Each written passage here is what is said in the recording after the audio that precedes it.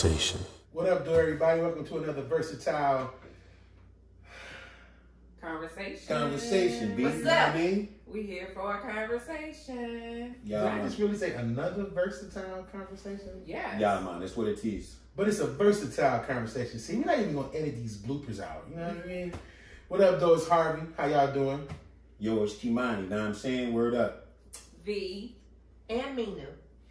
Now, you might be wondering why we look like this. Know what I'm saying? Word up, B. And why my man talking like that? You know, you feel me? So it's a mystery right now. Know what I mean? Word up, though. You know?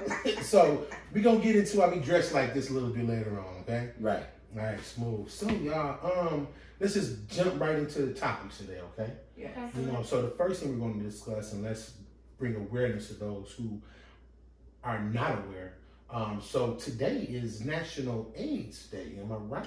Yeah, World AIDS Day. World AIDS Day. Yep. My apologies. Yep. Yeah. It started in 1988. Is really to commemorate those that have lost their lives to HIV and to bring about awareness and encourage people to join in the fight. So, you know, worldwide, we've lost 36 million people to HIV.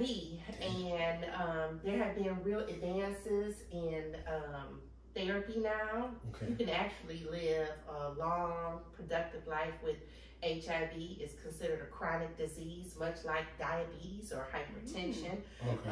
There are medications out there to control it and to eliminate the spread through PrEP. You can actually have a healthy baby, you know, and be without contracting it. Wow. If you're a male and you have HIV, you can actually have unprotected sex with your partner. Wow. Now, we're not telling you to go have unprotected We're sex. not. Okay? I'm going to give you the whatnots. You can have unprotected sex with your partner and conceive a baby that does not have HIV. Wow. It requires the use of PrEP medication. And it's like Descovy for PrEP, something like that? It's PrEP medication. It prevents the spread. They have some medications out there, name brand, one of them being Truvada. But you have to be, you know, at an undetectable level with your HIV. Okay. So that's somebody that has been, you know, diagnosed with HIV, but their HIV antibody levels are undetectable because they've been adhering to antiretroviral therapy or ART. Okay. So, you know, what kills us now is stigma. It's really not the virus, you know, it's the stigma that's associated with it and people thinking that it's a gay disease. You know, it's not. It affects, you know, everybody. You know, nobody is immune to it unless you are, even if you're not having sex, you could get it possibly through a blood transfusion. You know, or through breast milk. So we want, but look how far it has come. Yeah. Because if you remember when we were in the 80s, absolutely, and when AIDS first came out, everybody was kind of almost acting like COVID. It was like, oh my God, I don't want you to touch me. Oh my God, I don't want to touch that person. That person has AIDS. If they touch me, I may get it. You know, and look how far, you know, it has come now. They have treatment for it. Like Minu says, you can live a long life. I mean, with it, I was just about to say it. Like, look at Magic. You know. I mean, but just like she said, the stigma of it, you know, and now look at it. You barely even hear about people talking about HIV or AIDS or anything. But it's still killing us. I mean, even like for Black women, we make up 70% of HIV I didn't know that. cases amongst women. Amongst women. I'm glad I'm married. We make up 70% of that's HIV beautiful. cases that are, you know, if you test HIV positive as a woman, 7 out of 10 of those women are Black.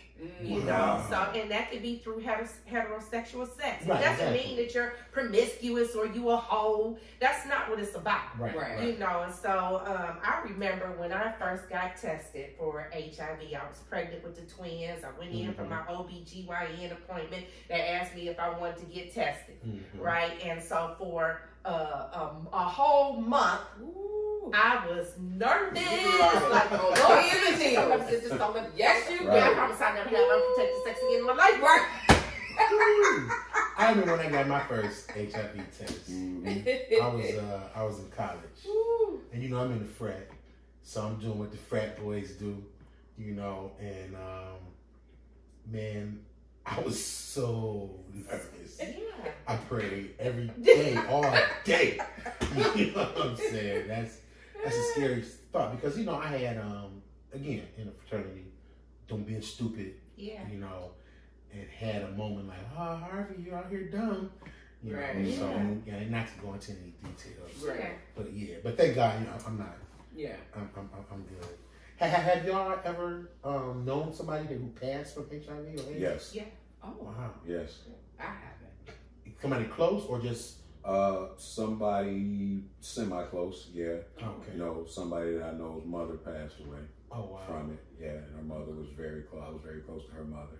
Right. And I remember going to see her and saying kind of my last words to her, and she was not the person that I remembered prior to that final time that I saw her. Right. And I remember that it was that moment that I really started thinking that was extremely serious. You know, it's more impactful when you know the person and you watch them suffer. Right. You know what I'm saying? Versus, you know, just you heard somebody pass away. Like I had a lot of people pass from COVID, but that one particular day that affected me seriously, and it really made me, you know, start thinking on a, you know, you got to be serious out here and protect yourself type of level. Because it's not a joke. Yeah, you know, I mean, you know, you think about Eazy-E, rest in peace, you know, who died from AIDS-related complications. He found out that he was infected very late. Like a week before he passed? Yeah, very late. And then you look at somebody like Magic Johnson, who found out very early on. So early detection is key. You know, knowledge is power. It's not you're not gonna die from knowledge. Right. Right, Exactly. from knowing. Knowledge will help you live. Knowledge is gonna help you live. So, you know, and it's everything though. Everything. Early detection with everything. That goes with cancer. That goes with, you know, getting your checkups, get dentists, everything. Yeah. Everything is, you have to get early detection. You have to go and get yourself checked out. You have to go and get yourself tested, whether you want to or not. You have to go and do that because if you don't, then you can't wait too late. You're risking something. Yeah. So, and today, you know, the testing is much easier and quicker.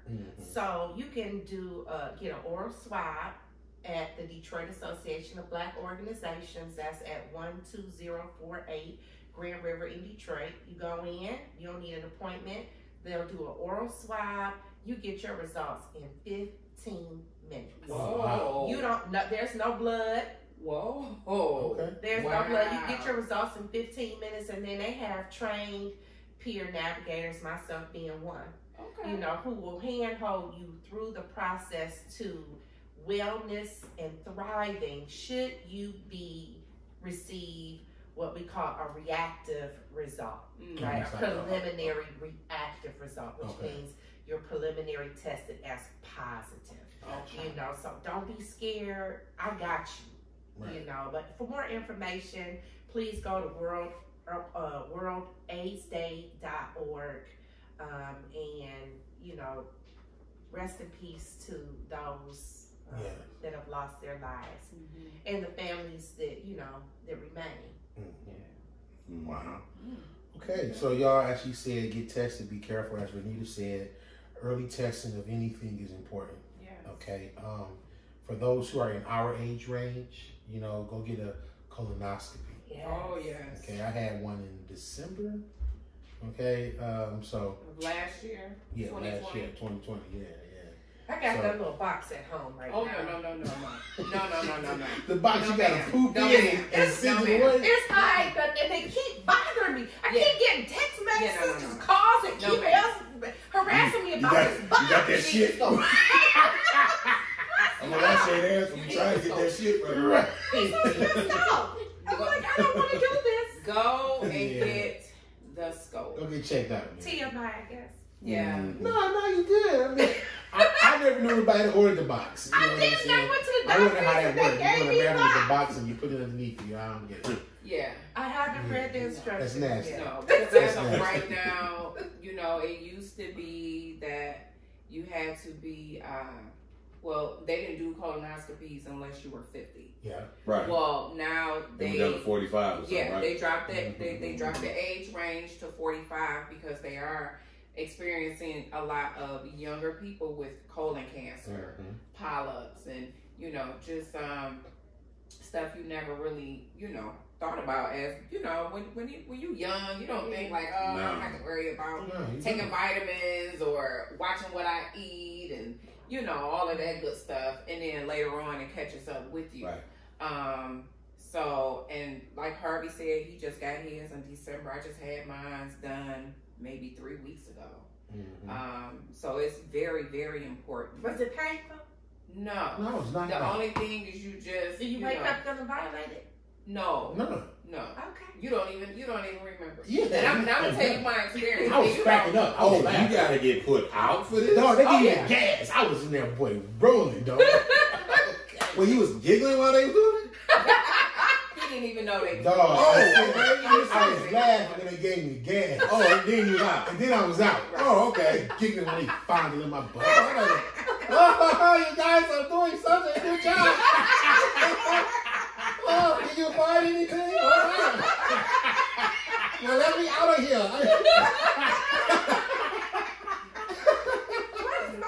Every time I go to the doctor, Right. my annual. Yeah. I have a doctor that always. Okay, y'all, let's stop this whole violating. We're gonna move on to the next conversation. Y'all getting too deep right now. That's funny, too deep. Okay, so.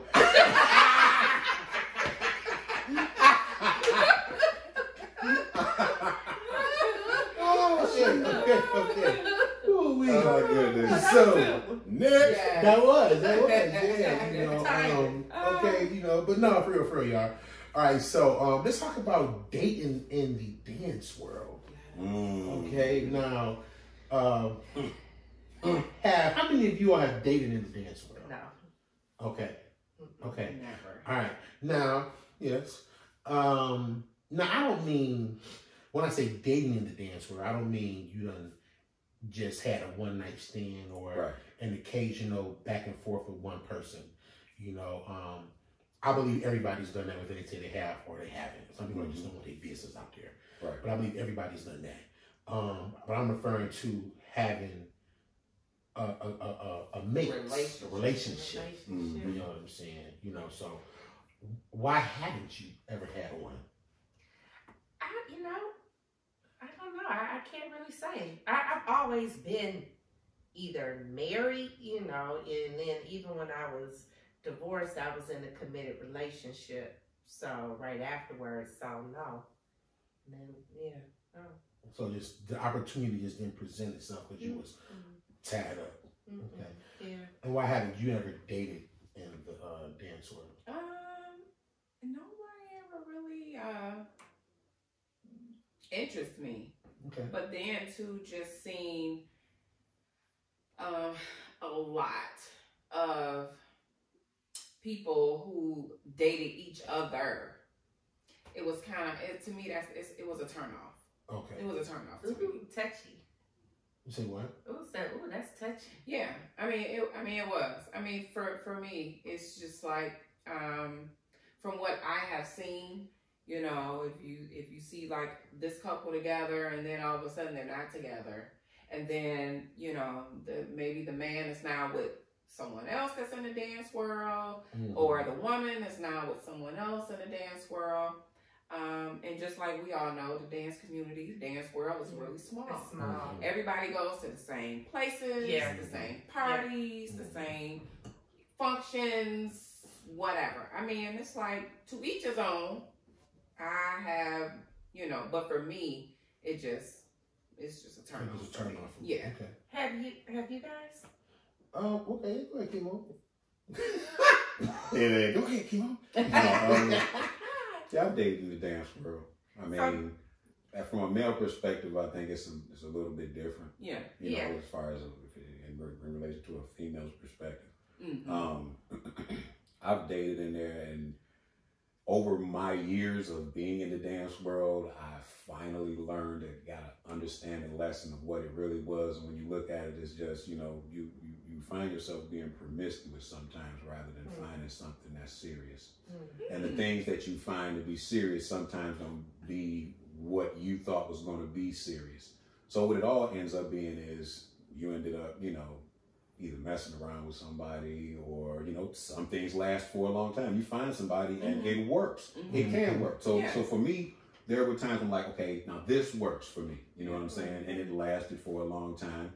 And then there's things like, this is not going to work for me. You know what I'm saying? And it ends up being a short stay, which I don't like. You know what I'm saying? Because always in my heart, I'm like, when do I find my wife out of this whole thing? But you end up deluding yourself, with one thing from another. It can be you end up deluding yourself. Yeah. Diluting? No, I just like it. Giving yourself delusion. Yeah, that's delusions. You delude yourself by, thinking that concentrated. Like it's gonna be this way, but y'all just fool each other. Y'all attracted to each other, but y'all spirits don't match. Amen. So what do you feel like attracted to you? Was it the chemistry that you guys may have had on the dance floor? That could be a part of it. Okay. That can be a part of the attraction. Like, there's a difference in meeting somebody at a mall or a laundromat and then meeting somebody on the dance floor and y'all already share physical chemistry in that moment. Okay. Now everything is different. You see what I'm saying? It's a different type of meet. And when you're single, it's easy to get attracted because that will attract you quicker than anything. Okay. It's not just a visual now. Now it's a visual along with a feel. Okay. You see what I'm saying? Okay. So the thing is, if it's not that you can't find your love or your soulmate in the dance world, it's that you have to be more controlled about your physical, the physical part of it, and then you be looking more to know that person mentally, spiritually first before you get into the physical. Then it can work. But if you start off with physical, chances are, things won't work out. Now, the one that did work out for me, it was great. Okay. You know what I'm saying? Up until, I had to go away, and then, I came back, and then, that was a past thing. I can't, drag nobody else into my thing, what I'm saying, what I went through, but what I did, you know what I'm saying? But the whole thing is, it can work, but it has to be from the fact that you two guys have found something that you have in common, which is you like dance. Right. And now it's time for you to get to know each other outside of dance and know each other, mentally and spiritually, before y'all take it to that next step. What about you, Harry? Yeah, I dated in the dance world. I've actually had, I'm going to say 3 serious relationships. Mm-hmm. If either one of y'all looking and I forgot you, my bad. That's a joke. It's a couple. No, I got a baby out of one of those relationships. Me too. Huh? Me too. Yep. I got a baby out of one of the relationships. Me too. Yep, August. August is. I didn't realize. Yeah. The irony is, I met August's mother and the young lady I was involved with after her mother. Within 10 minutes of each other. I mean, I'm both at the same place, the same night. August's mother and I had a relationship, had a baby, and then, we ended the relationship when it ended. And then right after that, I got into a relationship with the young lady that I met the same night. Oh, wow. And that one lasted longer. Both were good relationships. You know what I'm saying? If I sit here and, dissect them, you know what I'm saying? They're both, we're good. You know, everything's about overall, right? Yeah. You got your positives, your negatives. Yeah. That's in anything, you know. Me personally, I don't mind people dating the dance world. I don't get nothing against it, you know. But you have to be a strong-minded individual. Yes. Because chances are, and this goes back to what I said earlier, I believe that everybody at some point done slept with somebody in the dance world. Right. Oh, no, I believe you. I believe you. You know what I'm saying? I'm talking about, you know, if I do just an overall, right? So. Let me finish my point. Oh, okay, go ahead. And because I feel that way, whether it's true or not, right? Right. Because I feel that way, then you have to enter dating in the dance world with confidence, because you don't want to be the person that I'm dating you and I'm loving you, and then I found out that you was also loving him, and her. maybe even her. Yeah. Man. So if I find Man. I've seen everything you just talked about. Right. So I have to be mentally, you know, fit and confident in myself, because everybody has a past, and in that dance world, your past from that world can come up quick in your current relationship. Yes. You know I think we probably need, you know, help in the comments or, you know, feedback from females on their standpoint, because Renita and I have not dated someone in the dance world, but I would think that it might be a little. If you think more people have dated or had sex in the dance world, please say something. And if you don't think that's true, then please say something. My bad. Go ahead. Okay. Here's where it gets bad for the woman side of it. Because a man will never suffer this type of... I know where you're going. You already know where I'm going. I know where you're going. Well, come on, go with it. So there used to be a meetup spot, right? After yesterday's was done, we'd meet up at Ramshorn. Okay, we meet up at Ramshorn every Thursday at 2 in the morning. Right? Or if it was a party that Friday night or that Saturday, whatever it is, we're going to Ramshorn. So when you get to Ramshorn, I was never invited to Ramshorn. No, you wasn't in that party.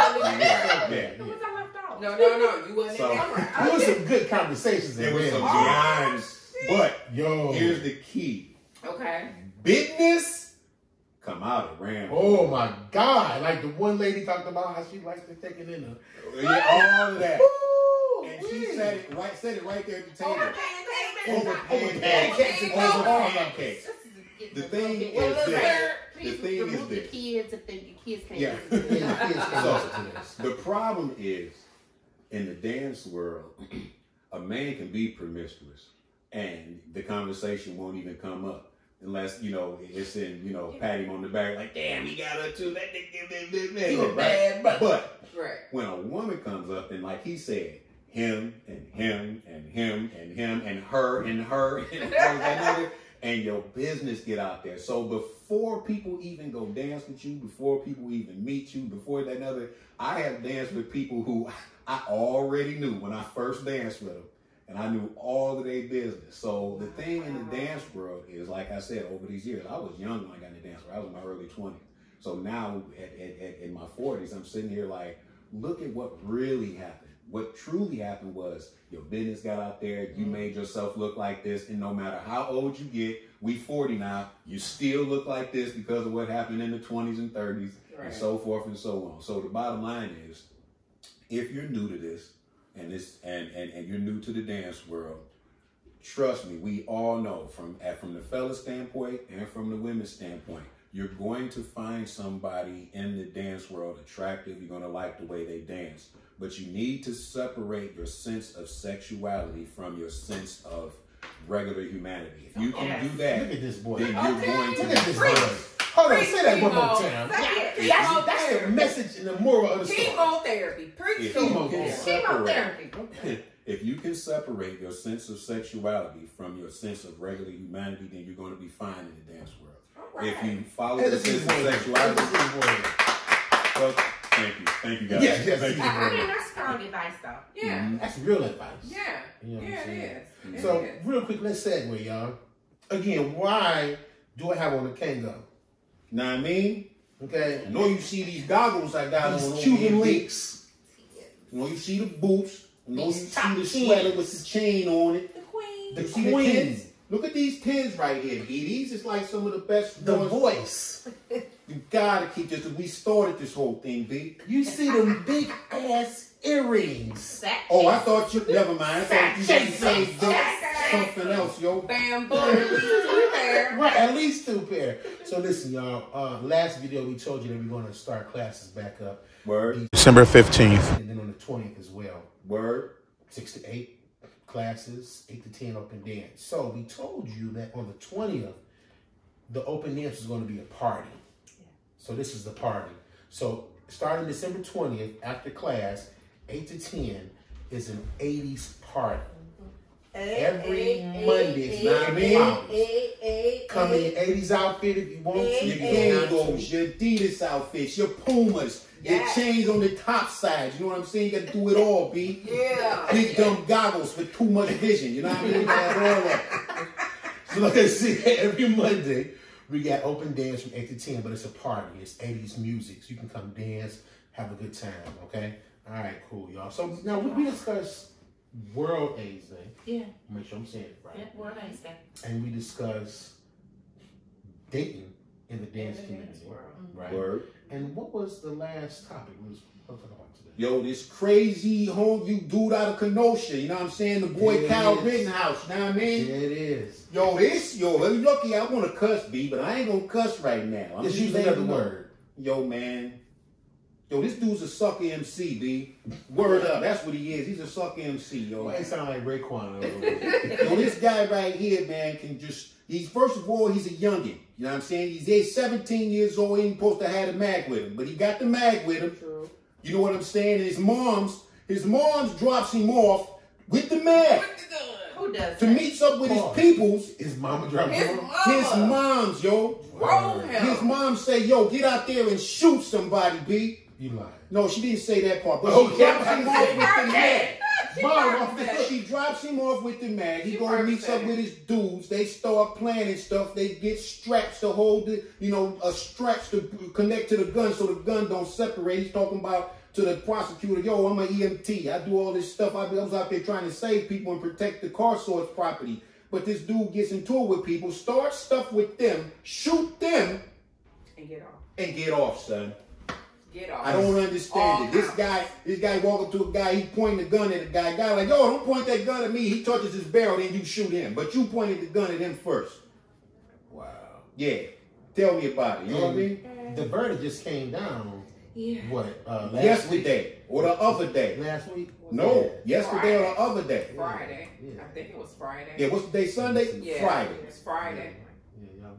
Yeah. That's not good. No, that ain't good. It's bad. It's horrible. It's bad. But, as I said, I when I saw the verdict get handed down, all 6 counts, Free I didn't blink. On all 6. All 6. Not guilty. How many people did he kill? He killed 2 people? 2 people and blew another dude's arm right off. Yeah. Now, what would you say when you saw the verdict? I didn't blink. My mouth didn't drop. I didn't cry. I didn't cuss at the TV. I did that for Trayvon Martin. Mm-hmm. You know what I mean? I did that for George Floyd. Mm-hmm. I didn't do it for Kyle Rittenhouse because I didn't expect anything different. Yeah. I didn't expect anything different. And it's sad that we don't expect anything different. Yeah. That's sad that has become the norm. Yeah. And now, not us individually, but as a whole, I feel a lot of the black community, they look at it as normal. That's every day. Yeah. Yeah. You best believe.